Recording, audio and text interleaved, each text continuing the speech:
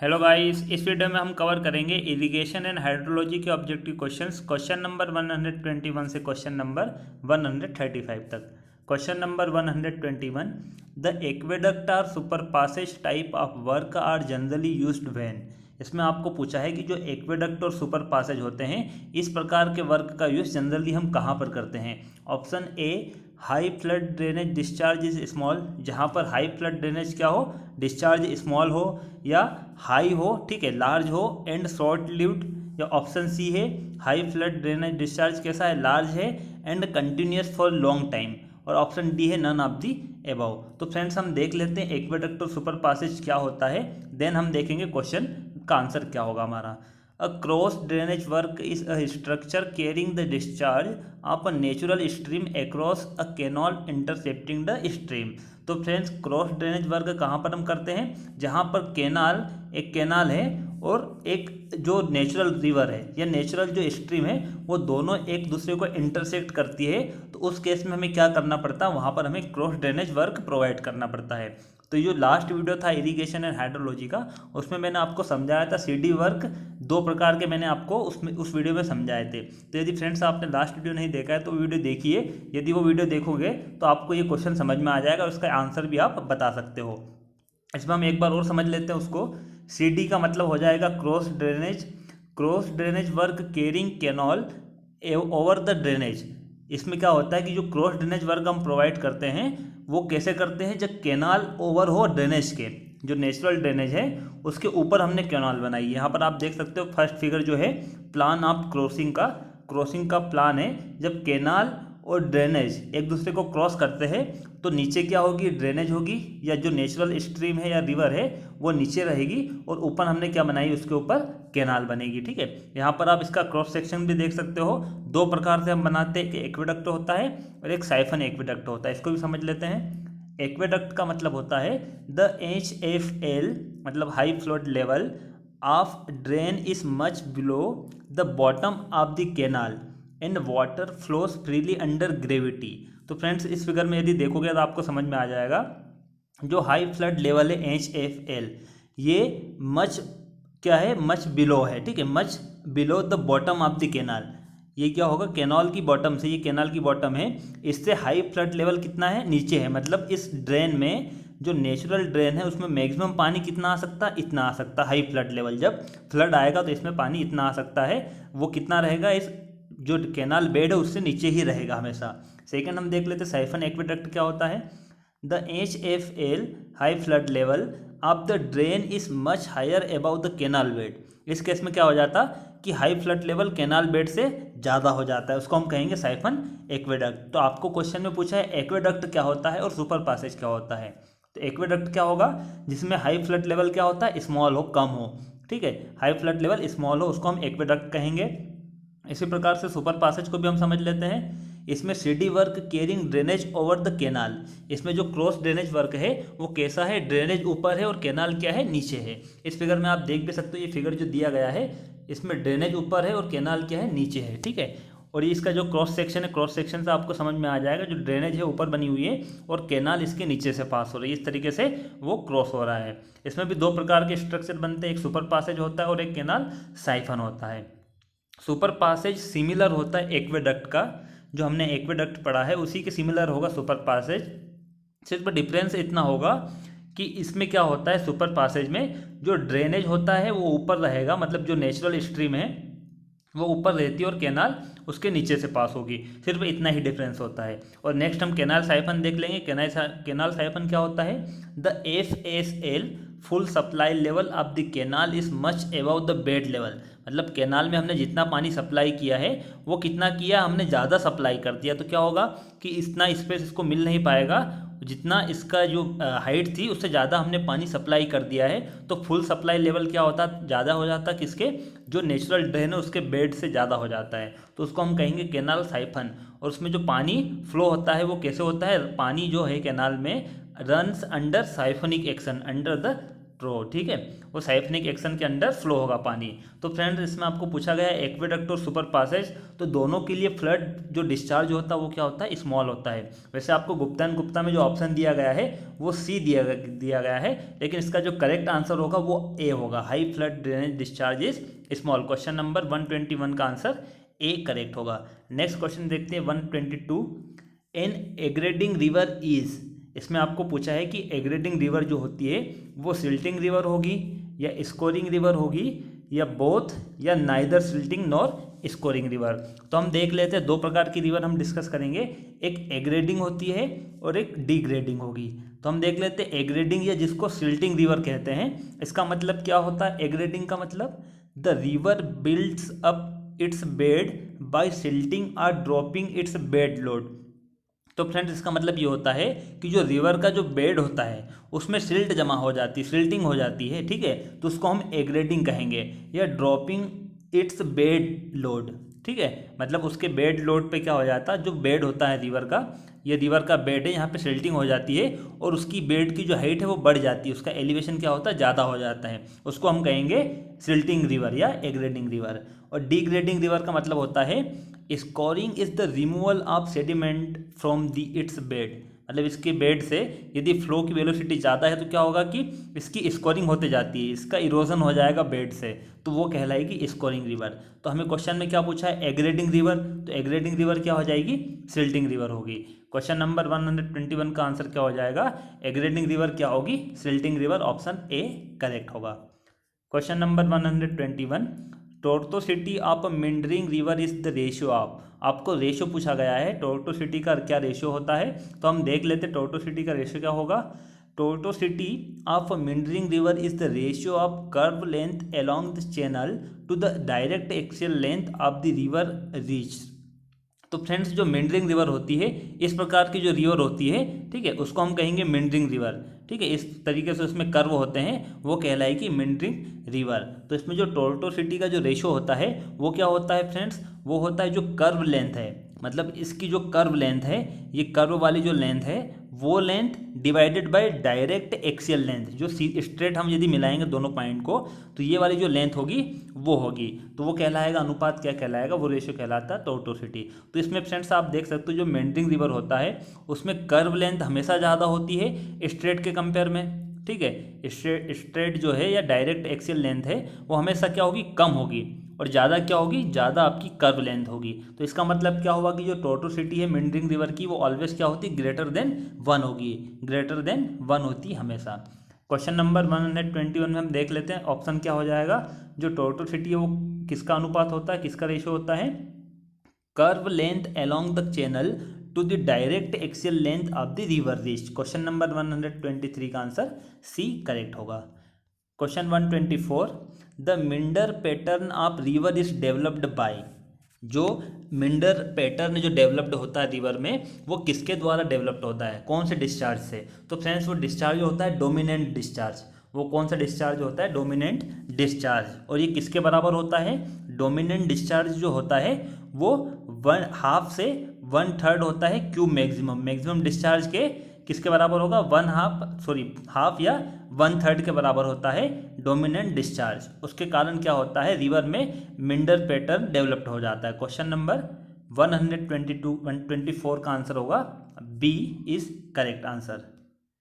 Question number 125, the main cause of meandering is, जो meandering होती है उसका मेन कॉज क्या होता है, उसका मेन कारण क्या है, मुख्य कारण क्या है मिंडरिंग का, ठीक है। तो हम देख लेते हैं मिंडरिंग का मुख्य कारण क्या होता है। Meandering results from the local bank erosion and consequent overloading and deposition of the river of the heavier sediments moving along the bed. तो फ्रेंड्स क्या होता है, जो लोकल बैंक होता है, ठीक है, जो रिवर का बैंक होता है, जो किनारा होता है, उसका इरोजन होने लगता है, ठीक है, उसका इरोजन होता है, और जो पार्टिकल्स है उसका डिपोजिशन होने लगता है, ठीक है, अलोंग द बेड, तो वो हमारा कहलाएगा, वो रिजल्ट किसका होता है, मिंडरिंग का रिजल्ट हो जाता है। अब इस इंग्लिश के अकॉर्डिंग क्या होता है, according to English the primary cause of meandering, जो मिंडरिंग का मुख्य जो प्राथमिक जो कारण है वो क्या है, प्राइमरी कारण उसका क्या होता है, is the axis of total charge during floods when axis of turbulence a developed, मतलब इसका जो मुख्य कारण होता है, जो टोटल चार्ज होता है ड्यूरिंग फ्लड्स, फ्लड के कारण, फ्लड के समय जो टोटल चार्ज होता है वो एक्सिस हो जाता है when axis of turbulence developed. तो हम आंसर देख लेते हैं, आंसर हमारा क्या करेक्ट होगा क्वेश्चन नंबर 125 का, the extra turbulence generated by the axis of river sediment during floods. During floods में क्या होता है, उसमें एक्स्ट्रा टर्बुलेंस जनरेट हो जाता है किसके द्वारा, axis of river sediment, river sediment में जो एक्सिस हो जाता है सेडिमेंटेशन, तो उसके कारण उसमें एक्स्ट्रा टर्बुलेंस जनरेट हो जाता है, ठीक है। और वो मुख्य कारण हो जाता है किसका, हो जाता है मेंडरिंग का। और ये कब बनता है, ड्यूरिंग फ्लड्स, जब फ्लड आता है। Question number 125 option C correct होगा।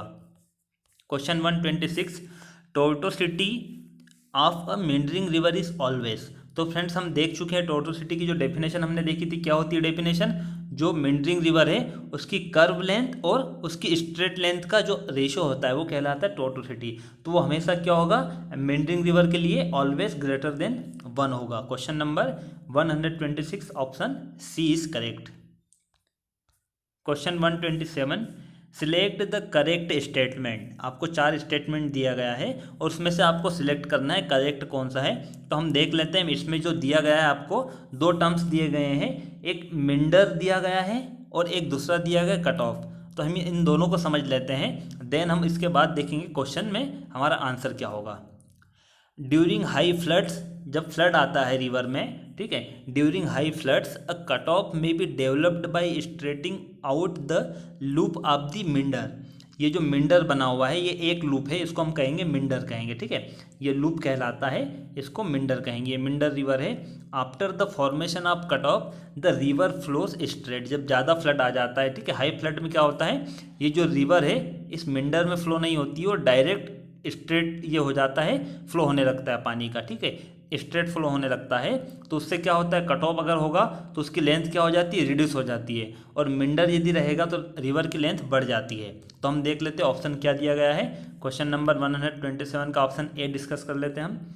अ meander increased the river length, river length है वो मिंडर अगर होगा रिवर में तो उसकी लेंथ बढ़ा देता है, और कट ऑफ होता है वो रिड्यूस कर देता है रिवर लेंथ। तो फ्रेंड्स क्वेश्चन नंबर 127 का आंसर हमारा ए करेक्ट होगा। यदि मिंडर है तो क्या करता है, वो लेंथ को बढ़ा देता है, ठीक है, ये मिंडर है, लेंथ बढ़ गई रिवर की। यदि हाई फ्लड आता है और ये स्ट्रेट यदि ज्वाइंट हो जाता है तो क्या हो जाती है, रिवर की लेंथ कम हो जाती है, ठीक है। Question number 127 option A correct होगा। नेक्स्ट देखते हैं question number 128, river training for depth is achieved by. इसमें रिवर ट्रेनिंग आपको दिया गया है और आपको ऑप्शन दिए गए हैं, तो हम देख लेते हैं रिवर ट्रेनिंग क्या होती है, ठीक है, रिवर ट्रेनिंग समझेंगे, उसके बाद हम देखेंगे ऑप्शन ए, बी और डी, ये तीनों ऑप्शन हम डिस्कस करेंगे, इनका मतलब क्या होता है, इनकी मीनिंग्स हम देख लेंगे। उसके पहले हम समझते हैं रिवर ट्रेनिंग क्या होती है।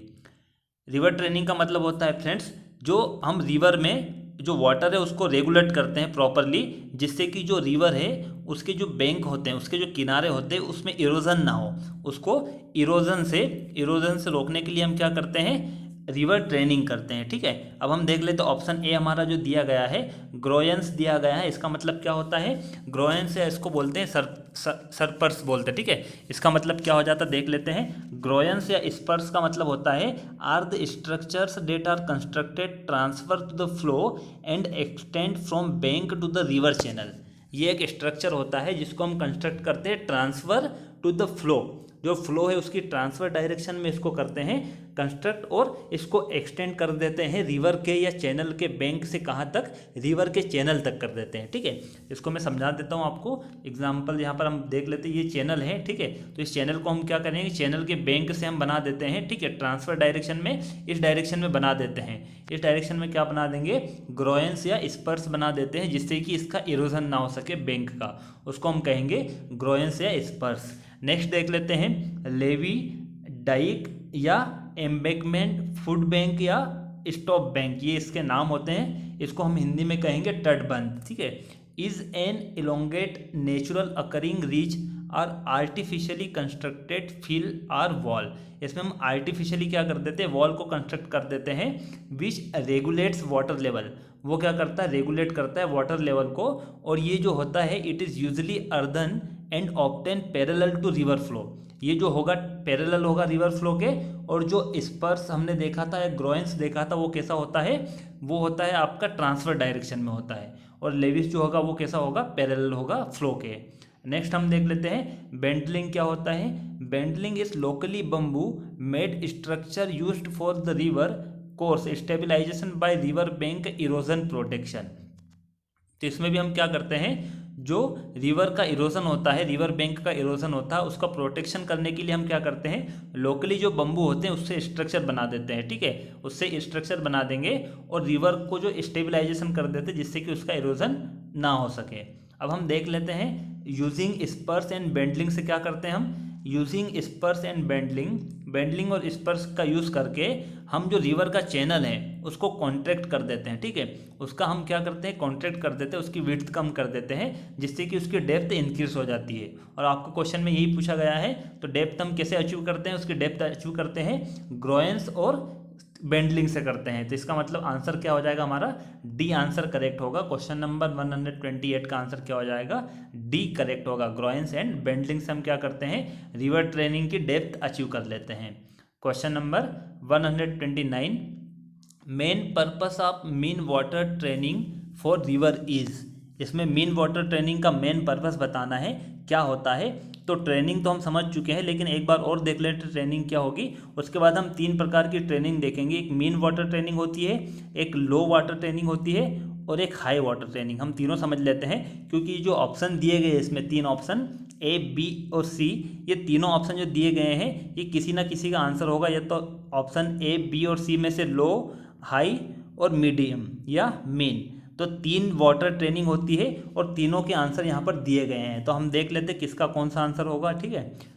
इसमें टाइप्स ऑफ रिवर ट्रेनिंग हम समझ चुके। रिवर ट्रेनिंग क्या होती है कि उसके बेड और बैंक को इरोजन से बचाना, ठीक है, प्रोटेक्ट करना क्या कहलाएगा, रिवर ट्रेनिंग कहलाता है। फर्स्ट हमारा है हाई वाटर ट्रेनिंग। इसमें क्या होता है, is also known as training for discharge. इसको हम क्या कहेंगे, डिस्चार्ज भी कहते हैं, training for discharge.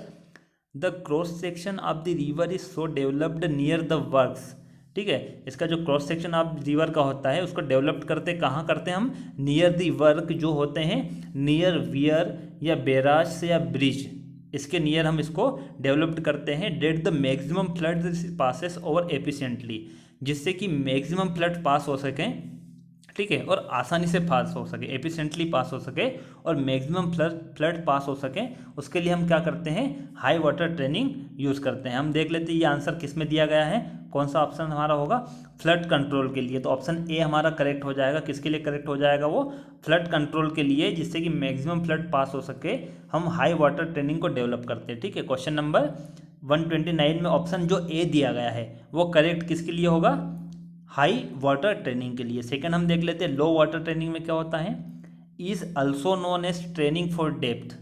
This type of training is adopted for navigation purpose where the certain minimum depth of flow is maintained by contracting the width of the river channel. जो river channel की width होती है उसको हम contract कर देते हैं और उससे डेप्थ उसकी बढ़ा देते हैं, ठीक है। यदि रिवर चैनल है उसके डेप्थ, उसकी जो विड्थ हमने कम कर दी है तो उससे क्या हो जाता है, उसकी डेप्थ बढ़ जाती है, या डेप्थ उसमें जो वाटर लेवल है वाटर लेवल बढ़ जाता है, ठीक है।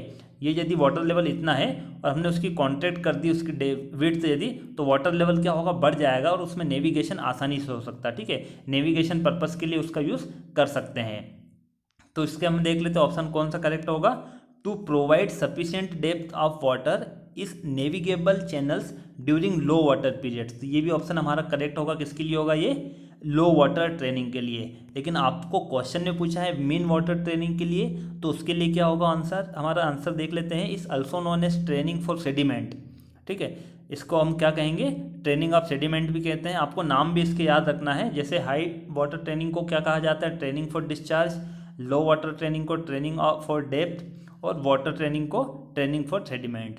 The river is trained to correct the configuration of river bed for the different transport of sediment load without either silting और स्कोरिंग। तो उसको हम क्या करते हैं, एफिशिएंटली उसको ट्रांसपोर्ट कर देते हैं रिवर की जो कॉन्फिगरेशन है उसके बेड को, ठीक है, विदाउट आइदर सिल्टिंग और स्कोरिंग के। तो हम देख लेते हैं ऑप्शन इसमें जो सी दिया गया है, to preserve the channel is good safe by efficient disposal of suspended and bed load. जो उसमें सस्पेंडेड या बेड लोड है उसको हम एफिशिएंटली क्या कर देते हैं, डिस्पोजल कर देते हैं, ठीक है। और उसका जो चैनल का जो गुड शेप है वो हम प्रिजर्व करते हैं, वो बना के रखते हैं, सेम वैसा ही रहे, उसमें कोई चेंजेस ना आए उसके शेप में चैनल के। तो क्वेश्चन नंबर 129 में हमें मीन वाटर के लिए पूछा गया है, तो आंसर सी हो जाएगा, करेक्ट होगा, ठीक है। और जो ए होता है वो हाई मीन वाटर की हाई वाटर ट्रेनिंग के लिए हो जाएगा, ऑप्शन ए करेक्ट होगा, ठीक है। और लो के लिए क्या हो जाएगा, बी करेक्ट होता है, और सी के लिए वाटर ट्रेनिंग दिया गया है। क्वेश्चन नंबर 129 का आंसर सी करेक्ट होगा। Question 130, if D is the depth of scour below original bed then the width of launching apron is generally taken as. इसमें आपको पूछा है कि जो डी दिया गया है depth of scour below original bed, ठीक है, ये आपको डी दी गई है डेप्थ ऑफ स्कोर। आपको पूछा गया है विड्थ ऑफ लॉन्चिंग एप्रॉन की जनरली हम कितनी लेते हैं, तो हम देख लेते हैं एप्रॉन क्या होता है, उसके बाद हम देखेंगे लॉन्चिंग एप्रॉन किसे कहते हैं। The protect the face of the guide bank at the river bed level, a thick stone cover is laid on the bed is called apron. Apron किसे कहते हैं हम, जो रिवर का जो बैंक होता है उसको प्रोटेक्ट करने के लिए हम क्या करते हैं, थिक स्टोन जो होते हैं उसकी लेयर से हम कवर कर देते हैं, उसको कहा जाता है एप्रॉन कहते हैं, ठीक है। When the scour undermines the river bed the apron comes down और launches to cover the face of the scour. तो इसमें क्या होता है, जब उसका स्कोर होने लगता है, ठीक है, जब उसमें इरोजन होने लगता है, स्कोर होने लगता है, तो क्या होता है, जो एप्रॉन है वो डाउन हो जाता है, कम्स डाउन, वो नीचे आने लगता है, ठीक है। और वो जो स्कोर है उस फेस को कवर कर लेता है, उसको हम कहेंगे hence it is called launching apron also. अब इसकी जो विड्थ होती है, width of launching apron is generally taken as 1.5 times depth of scour below original bed, वो लेते हैं 1.5 टाइम्स लेते हैं। क्वेश्चन नंबर 130 का आंसर क्या हो जाएगा, बी आंसर करेक्ट होगा, 1.5 इंटू डी। क्वेश्चन नंबर 130 का आंसर बी होगा correct. Question 131, study the following statements. इसमें 4 स्टेटमेंट दिए गए हैं और आपको बताना है कि कौन कौन से स्टेटमेंट इसमें करेक्ट हैं। इसमें आपको जो स्टेटमेंट दिया गया है इसमें लेविस और स्पर्स के बारे में आपको पूछा गया है कि वो रिवर फ्लो के पैरेलल होगा या ट्रांसफर डायरेक्शन में होगा। वैसे तो हम समझ चुके हैं लेकिन एक बार और देख लेते हैं इसको। लेविस और स्पर्स क्या होता है, ग्रोइंस या स्पर्स का मतलब क्या होगा, are the structures that are constructed transfer to the river flow and extend from bank to the river channel. Bank से रिवर चैनल तक उसको एक्सटेंड कर देते हैं, ठीक है, उस स्ट्रक्चर को हम क्या कहेंगे, ग्रोइंस या स्पर्स कहते हैं। और ये कैसे डायरेक्शन में होता है, ट्रांसफर डायरेक्शन में होगा। कैसे होगा, ट्रांसवर्स डायरेक्शन में होता है। और ये जो दिया गया है लेवी, इसका और क्या नाम होता है, डाइक भी इसको कहते हैं, एम्बैंकमेंट भी कहेंगे, फुट बैंक या स्टॉप बैंक कहा जाता है। Is an elongated natural occurring ridge or artificial constructed fill or wall. इसमें हम आर्टिफिशियली क्या करते हैं, वॉल कंस्ट्रक्ट कर देते हैं जो कि रेगुलेट कर सके वाटर लेवल को। वाटर लेवल को रेगुलेट करने के लिए हम आर्टिफिशियली क्या कंस्ट्रक्ट करते हैं, वॉल या फिल कर देते हैं। It is usually earthen and often parallel to river flow. तो जो लेवी होती है वो पैरेलल होती है और जो स्पर्स होगी वो कैसी की, ट्रांसफर डायरेक्शन में। हम क्वेश्चन का देख लेते हैं कौन कौन से स्टेटमेंट करेक्ट हैं। इसमें स्टेटमेंट देखते हैं हम 131 में। स्टेटमेंट फर्स्ट दिया गया है, levees are constructed parallel to the river flow, ठीक है, ऑप्शन ए है, तो स्टेटमेंट ए हमारा करेक्ट हो जाएगा। स्टेटमेंट बी है, spurs are constructed parallel to river flow, statement B गलत है। लेविस आर कंस्ट्रक्टेड ट्रांसफर, ये भी स्टेटमेंट गलत होगा। स्टेटमेंट फोर्थ आपका है, spurs are constructed transfer to river flow, statement fourth correct होगा। तो इसमें 2 स्टेटमेंट करेक्ट हैं, एक फर्स्ट और एक फोर्थ हैं। तो हम देख लेते हैं हमारा आंसर क्या होगा, बी करेक्ट होगा, first and fourth statement is correct. Question number 131 answer B होगा correct answer. Question 132, a rippling ground is aligned. तो जो रिपेलिंग ग्राउंड होता है वो अलाइंड होता है पॉइंटिंग अप स्ट्रीम, ठीक है, इसका आंसर क्या होगा, आंसर ए करेक्ट होगा। जो रिपेलिंग ग्राउंड होता है वो अलाइंड होगा पॉइंटिंग अप स्ट्रीम के। क्वेश्चन नंबर 132 का आंसर ए करेक्ट होगा। Question 133, a river training work is generally required when the river is. River training work कहाँ पर रिक्वायर्ड होता है, इसमें 3 ऑप्शन आपको दिए हैं, एग्रेडिंग टाइप, डिग्रेडिंग टाइप या मेंडरिंग, या ऑप्शन डी है बोथ ए एंड बी। तो हम देख लेते हैं रिवर ट्रेनिंग कहाँ पर यूज़ होता है। रिवर ट्रेनिंग का मतलब होता है refers to structural measure which are taken to improve a river and its bank. River training का मतलब होता है कि रिवर के जो बैंक हैं उसको हमें इम्प्रूव करना है। They are used to lower the river gradient in order to reduce the water velocity and protect the river bed and banks from erosion. तो रिवर के बेड को और उसके बैंक को, मतलब उसके किनारे को और उसके तल को हम प्रोटेक्ट करते हैं इरोजन से, वाटर की वेलोसिटी को रिड्यूस करके, वो कहलाता रिवर ट्रेनिंग कहलाएगा। एग्रेडिंग और डिग्रेडिंग का मतलब हम समझ चुके क्या होता है। एग्रेडिंग को हम सिल्टिंग रिवर भी कहते हैं। इसका मतलब होता है the river builds up its bed by silting और ड्रॉपिंग इट्स बेड लोड। मतलब जो सिल्ट है वो जब जमा हो जाती है रिवर के बेड में तो वो कहलाएगी एग्रेडिंग रिवर। और डिग्रेडिंग रिवर का मतलब होता है scoring is the removal of sediment from its bed. और उसके बेड से यदि सेडिमेंट का रिमूवल होता है, इरोजन होता है, तो वो कहलाती है डिग्रेडिंग कहलाती है। और मेंडरिंग रिवर का मतलब होता है meandering rivers eroded sediment from the outer curve of the east meander bend and deposit in an inner curve for the downstream. तो फ्रेंड्स इसका मतलब हम एक डायग्राम से समझते हैं कि जो मेंडरिंग रिवर होती है वो सेडिमेंट को इरोड करती है। कहाँ से करेगी? आउटर कर्व से। ठीक है, आउटर कर्व से वो इरोड करती है और डिपॉजिट कर देती इनर में। मतलब यहाँ पर आप देख सकते हो ये मेंडरिंग रिवर है, ये जो दी गई है ये वाटर है। ठीक है, ये जो इस कलर में दिया गया है ये वाटर है। तो इसमें क्या होता है, जो मेंडरिंग है ये आउटर है। ठीक है, आउटर से क्या करता है? स्कोरिंग करती है। ये जो रिवर है मेंडरिंग रिवर, ये आउटर कर्व से स्कोरिंग करेगी और इनर साइड क्या कर देती है? वो सेडिमेंट उसको जमा कर देती है, डिपॉजिट कर देती है। तो इनर साइड ये एक मेंडर है। ठीक है, मेंडर का मतलब हो जाता है ये एक मेंडर है, ये दूसरा मेंडर है। ठीक है, इस प्रकार से नंबर ऑफ मेंडर्स इसमें है। तो इस एक मेंडर में क्या होगा? आउटर कर्व में स्कोरिंग हुई और इनर कर्व में क्या हुआ? इनर कर्व में डिपोजिशन हो गया, तो वो कहलाएगी मेंडरिंग। तो इससे रोकने के लिए, इसे प्रोटेक्ट करने के लिए हम क्या करते हैं? किसकी रिक्वायर्ड होती है? हमें रिवर ट्रेनिंग वर्क की जनरली रिक्वायर्ड होती है इससे रोकने के लिए। तो मेंडरिंग टाइप्स रिवर होती है जिसमें हमें river training work generally required होता है। Question number 133 answer C correct होगा। 134 length and width of meander are proportional to. जो मिंडर होता है, हमने मिंडर देख लिया। ठीक है, ये जो था वो मिंडर था। इसमें एक बार और देख लेते हैं। ये जो इसमें दो मिंडर दिए गए हैं, एक ये है और एक ये मिंडर है। ठीक है, ये मिंडर है, मिंडर फर्स्ट और सेकंड। इसमें आपको पूछा गया है इसकी जो लेंथ और विड्थ होती है मिंडर की वो किसके प्रोपोर्शनल होती है। तो जो लेंथ और विड्थ होगी वो किसके प्रोपोर्शनल होती है? वो प्रोपोर्शनल होती है अंडर रूट क्यू, मतलब डिस्चार्ज के अंडर रूट के वो प्रोपोर्शनल होगी। क्वेश्चन नंबर 134 का आंसर बी इसका करेक्ट होगा।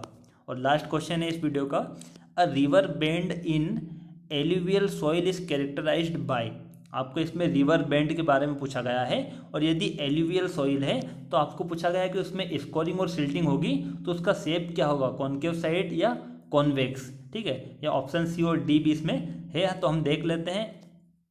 ये जो रिवर है ये मेंडरिंग रिवर है। ठीक है, ये मेंडरिंग रिवर है। स्कोरिंग यहाँ से होती है। ठीक है, ये आपको पता ही, स्कोरिंग होगी और यहाँ पर डिपोजिशन होगा। यहाँ पर डिपोजिशन हुआ और यहाँ पे स्कोरिंग हुई। तो हम इसका शेप देख लेते हैं। जहाँ स्कोरिंग होती है वो कैसा होगा? शेप कॉनकेव शेप होता है। कॉनकेव का मतलब क्या होता है? ये कॉनकेव शेप कहलाता है। और ये क्या होगा? कॉन्वेक्स होगा।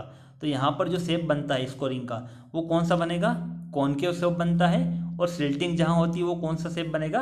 Convex shape. यहाँ पर आप देख सकते हो दोनों जो शेप दिए गए हैं, ये जो शेप है ये कैसा है? कॉन्वेक्स कहलाएगा। और इस टाइप का जो शेप होता है वो कॉनकेव कहलाता है। तो स्कोरिंग हम देख लेते हैं, इसका ऑप्शन क्या हो जाएगा? 135। इसका आंसर डी जो होता है, स्कोरिंग है वो कॉनकेव होती है और जो सिल्टिंग होती है वो कॉन्वेक्स होती है। 135 का आंसर डी करेक्ट होगा। Thank you for watching.